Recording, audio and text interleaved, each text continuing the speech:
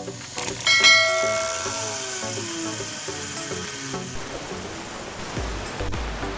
hello, magandang araw sa inyong lahat. Welcome back sa aking panibagong video.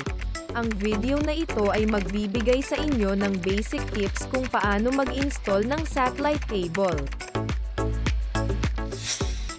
Una, kailangan mo muna i-check ng maigi kung kumpleto ba ang lahat ng accessories ng satellite cable unit.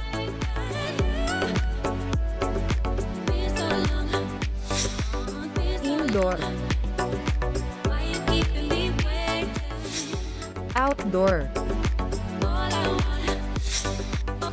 at umpisahan na ang pag-assemble ng outdoor unit.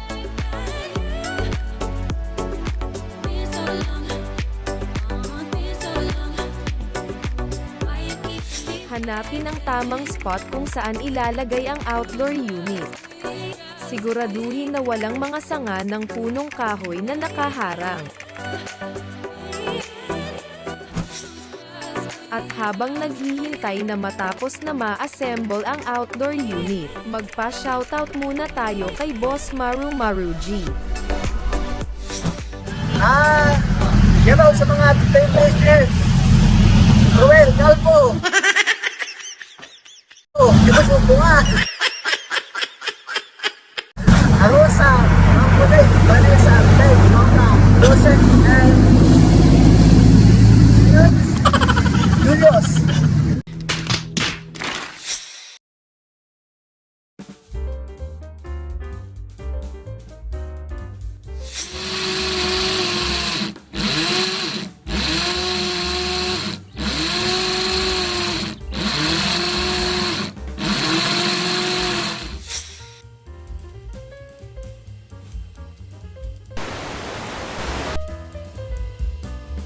Important concept: elevation, the angle of the satellite dish relative to the ground.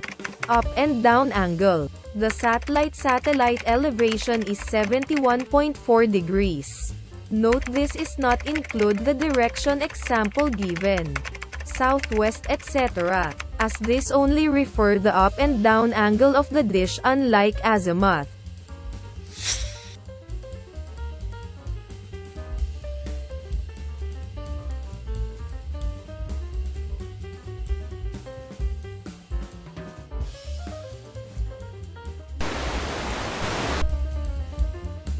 Important concept: LNBF polarization. The angle of the LNBF when attached to the dish. Satellite use the 5 o'clock position.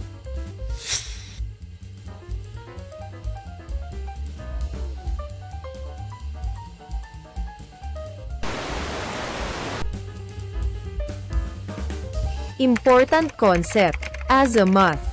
The direction where the dish has to be pointed. Left to right angle. Satellite dish needs to be pointed to 199.5 degrees.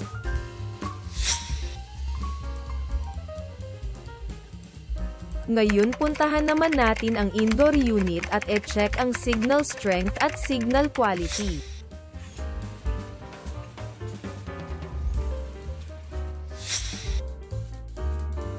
Maximum signal parameters. Signal strength must be at least 50 to 70 units.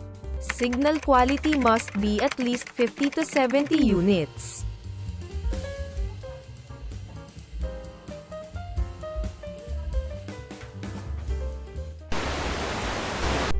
Setting server must be set to SES7.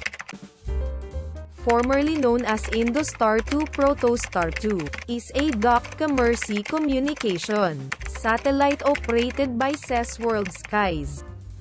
Press the scan button to start the auto-tuning.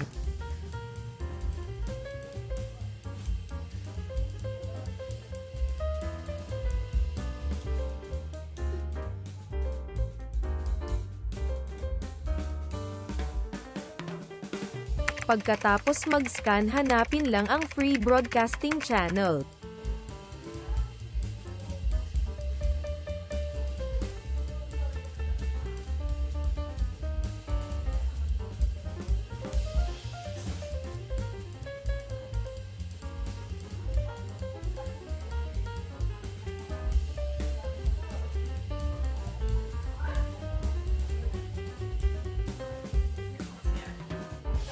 Ayan, okay na.